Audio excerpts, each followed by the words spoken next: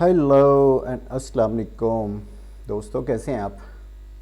ठीक ठाक हैं जी फ्रेंड्स। कहते हैं कि पाँव की मोच और छोटी सोच, ये दोनों ही इंसान को आगे बढ़ने से रोकती हैं। क्या समझे? अगर पाँव में मोच आ जाए तब भी आगे नहीं बढ़ सकते, और जिस इंसान की सोच छोटी होती है वो भी नहीं आगे बढ़ सकता। So keep in your mind please. मेरा नाम असगर अली है और आप देख रहे हैं असगर अली नसीब वाला यूट्यूब चैनल। लाइक कीजिए, सब्सक्राइब कीजिए, शेयर कीजिए और आने वाली वीडियोस के नोटिफिकेशन के लिए बेल के निशान पे क्लिक कीजिएगा। जी दोस्तों, हम इस चैनल पे पढ़ रहे हैं फॉरेक्स ट्रेडिंग। इसको लर्न कर रहे हैं, सीख रहे हैं, देख रहे हैं। उम्मीद है कि लास्ट लेक्चर आपका अच्छा रहा होगा। और अब हम बढ़ते हैं आज की अगली वीडियो की तरफ। दोस्तों, many congratulations to you all कि कामयाबी के सफ़र पे पहली सीढ़ी पे हम कदम रख चुके हैं और आहिस्ता आहिस्ता हमने आगे की तरफ, नेक्स्ट लेवल्स की तरफ मूव करना है। दोस्तों, पिछली वीडियो में हमने थोड़ा सा बेसिक्स को डिस्कस किया था कि ट्रेडिंग क्या है, स्टॉक फॉरेक्स ट्रेडिंग क्या है। आज की वीडियो में हम देखेंगे कि फॉरेक्स ट्रेडिंग में कौन लोग हैं, फॉरेक्स ट्रेडिंग किस तरह से काम करती है, कौन इसमें है, किस तरह से इसके अंदर लोग बिजनेस करते हैं। जी दोस्तों, फॉरेक्स में जो प्लेयर्स हैं, जो फॉरेक्स के बिज़नेस में खेलने वाले हैं, काम करने वाले हैं, फॉरेक्स का बिज़नेस करने वाले लोग कौन हैं, हमें इस चीज़ का पहले से ही पता होना चाहिए। जी, इसमें सेंट्रल बैंक्स हैं, दुनिया के इंटरनेशनल जो सेंट्रल बैंक्स हैं वो इन्वेस्ट करते हैं। मुख्तलिफ़ किस्म के इंस्टीट्यूशनल जो इन्वेस्टर्स हैं, बड़े बड़े इन्वेस्टर्स हैं, वो इन्वेस्ट करते हैं। कमर्शियल बैंक्स जो हैं वो इस बिज़नेस में पार्टिसिपेट करते हैं। ब्रोकर्स इसका हिस्सा हैं। इंडिविजुअल्स जिस तरह से कि हम लोग हैं वो इसका हिस्सा हैं।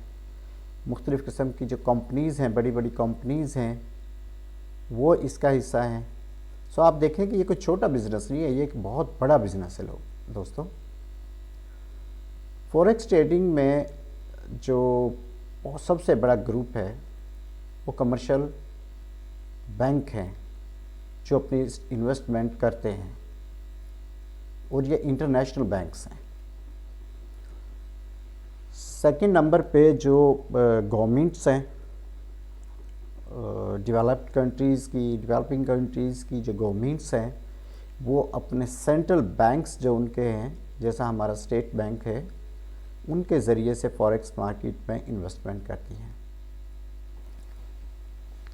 ये आप देखें कि अमेरिका का सेंट्रल बैंक है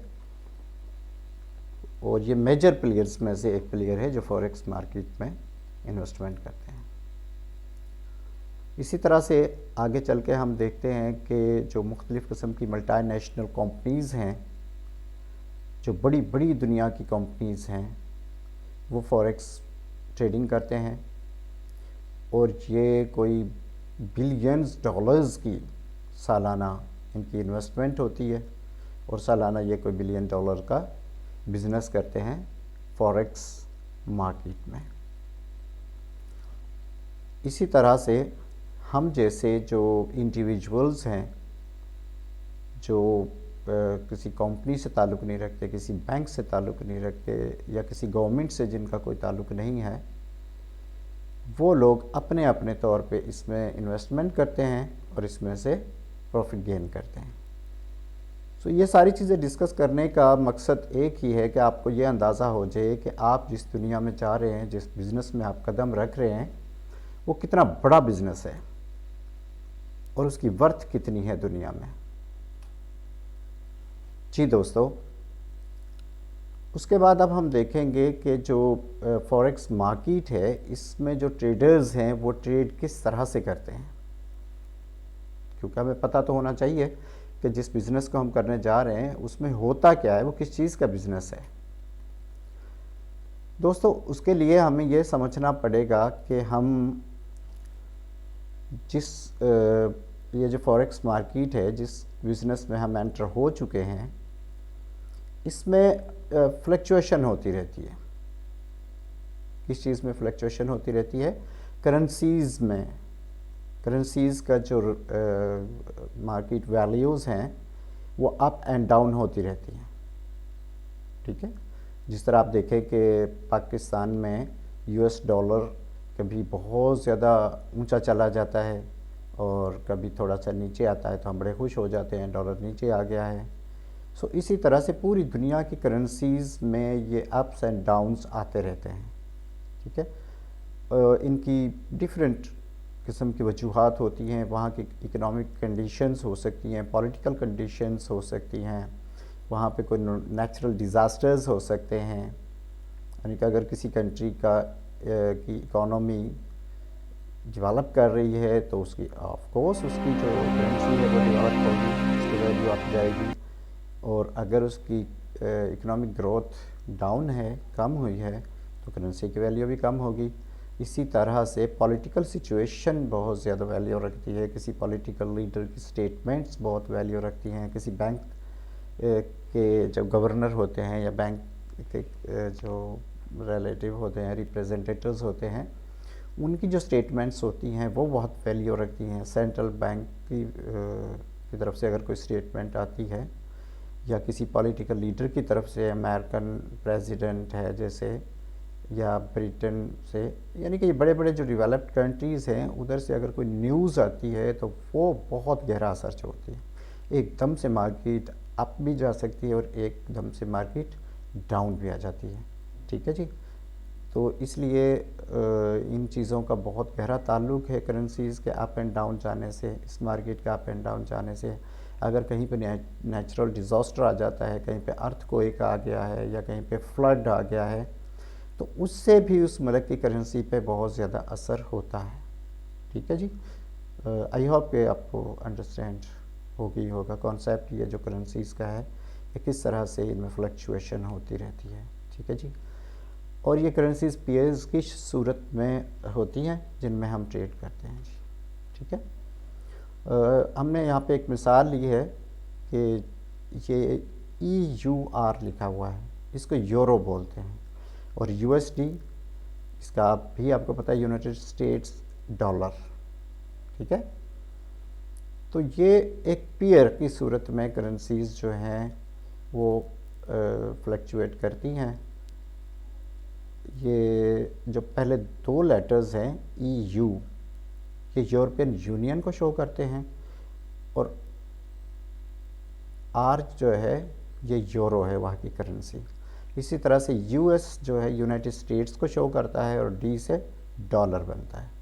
तो हम पेयर्स की सूरत में इन करेंसीज़ को देखते हैं तो पहले जो दो लेटर्स होते हैं ये उस कंट्री को शो करते हैं जिसकी वो करेंसी है, और आखिरी जो लास्ट जो दो लेटर सिंगल लेटर है ये उसकी करेंसी को शो करता है। जैसे USD है तो यूनाइटेड स्टेट्स का डॉलर, इस तरह अगर AU होगा तो ऑस्ट्रेलियन डॉलर, इस तरह CAD होगा तो कैनेडियन डॉलर, ठीक है।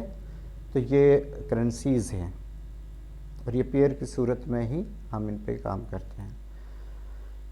अब यहाँ पे हम इसको समझते हैं कि किस तरह से इनके दरमियान में ट्रेडिंग होती है, किस तरह से हम इनको बाय एंड सेल करते हैं। ये एक थोड़ा सा एक कॉन्सेप्ट है, प्लीज़ इसको केयरफुली आपने अंडरस्टैंड करना है। ये कोई इतना मुश्किल नहीं है, बिल्कुल आसानी से हम इसको समझ सकते हैं कि जो करेंसीज़ हैं वो नंबर्स की सूरत में हमारे सामने चार्ट पे अपीयर होती हैं। चार्ट के बारे में आगे चल के हम पढ़ेंगे कि सपोज़ हमने दो करेंसीज़ को लिया, दो करेंसीज़ का एक पेयर है यूरो USD, ठीक है। तो इसमें जो यूरो है ये बाय करना है, यूएसडी को हमने सेल करना है, ठीक है। यानी कि अगर हमें 1 यूरो परचेज करना हो और हमारे पास यूएसडी हो, हमारे पास डॉलर्स हों और हमने 1 यूरो परचेज करना है, तो हमें $1.1235 देना पड़ेंगे और बदले में हमें $1 मिलेगा, ठीक है। और इसको बहुत अच्छे तरीके से अगर आपने समझना है तो आपका जो भी कंट्री है, जो भी मुल्क से आप ताल्लुक़ रखते हैं, आप अपनी करेंसी से यूनाइटेड स्टेट्स के डॉलर को कंपेयर कर लीजिएगा कि आपको कितने पैसे देने पड़ते हैं $1 ख़रीदने के लिए। अगर आप पाकिस्तान में हैं तो अभी आप देखें कि कोई 270, 73, 72 इस तरह से है। $1 अगर हमने ख़रीदना है तो 270 रुपये, 72 रुपये, जो भी करंट रेट होगा उतना हमें पे करना पड़ेगा, ठीक है। तो ये है जी पेयर्स की सूरत में हम करेंसीज़ को किस तरह से एक्सचेंज करते हैं आपस में। अब हम देखते हैं कि इस पेयर में 2 करेंसियाँ होती हैं, एक बेस करेंसी होती है, एक कोड करेंसी होती है। बस आपने इसको इतना ही समझना है, ठीक है। इससे ज़्यादा आपने अपने माइंड पे जोर देने की आपको ज़रूरत नहीं है। Very simple.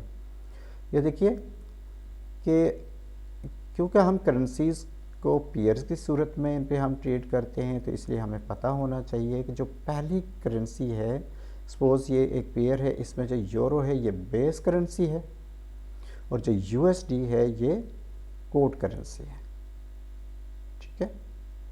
कोड करेंसी को हम काउंटर करेंसी भी कहते हैं।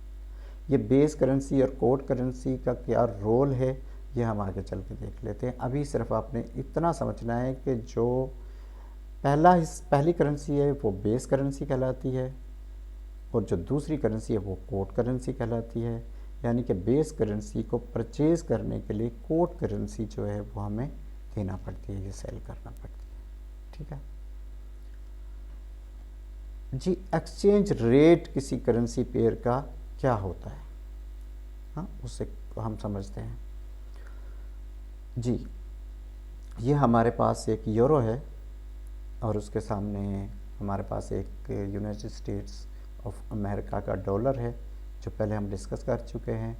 वही चीज़ यहाँ पे आपको एक यूरो दिखाया गया है, एक डॉलर दिखाया गया है कि 1 यूरो इज़ इक्वल टू $1.1235। यानी कि 1 यूरो ख़रीदने के लिए हमें कितने डॉलर देना पड़ेंगे? $1.1235 देना पड़ेंगे। ये फ्लक्चुएट करती रहती है, ये कीमत अप एंड डाउन होती रहती है, ठीक है जी। ये फ्लक्चुएशन जो अप एंड डाउन जो इसकी मूवमेंट है उसी में से ही तो हमने ट्रेड करना है, उसी में से तो हमने प्रॉफिट गेन करना है, ठीक है जी। अच्छा, अब हम देखते हैं कि जो सबसे ज़्यादा ट्रेड करने वाले पेयर्स हैं जिन पे ट्रेड होती है वो कौन कौन से हैं जी। यूएस डॉलर है, यूरो है, ब्रिटिश पाउंड है और जैपनीज येन है, ठीक है। ये वो करेंसी हैं जो ट्रेडिंग में बहुत ज़्यादा यूज़ होती है। ये आप देख लीजिएगा, यहाँ पे करेंसी पे आपको दिखाई गई हैं। सबसे पहले यूनाइटेड स्टेट्स का डॉलर है, उसके बाद आपने देखा है कि जैपनीज येन है और यूरो है, उसके बाद इधर पेपर जो कागज़ की करेंसी है उसमें यूरो है, ये पाउंड है और इसी तरह से ये आप देख रहे हैं यहाँ पे डिफरेंट करेंसीज हैं जिनके पेयर बनेंगे और उनमें हमने ट्रेड करनी है, ठीक है जी। तो नेक्स्ट हमारा जो टॉपिक होगा वो ये पिप होगा कि पिप होता क्या है, बेसिकली ये है क्या, इसका ट्रेडिंग में क्या रोल है, तो ये हम नेक्स्ट वीडियो में पढ़ेंगे, ठीक है सर। आई होप कि आपके इस वीडियो में जितने कॉन्सेप्ट्स बताए गए हैं वो क्लियर होंगे। अगर कहीं पे आपको कोई प्रॉब्लम आता है तो do comments me and ask any kind of question related to the trading. So may God bless you, keep safe, keep happy, keep yourself smiling. Allah Hafiz, goodbye.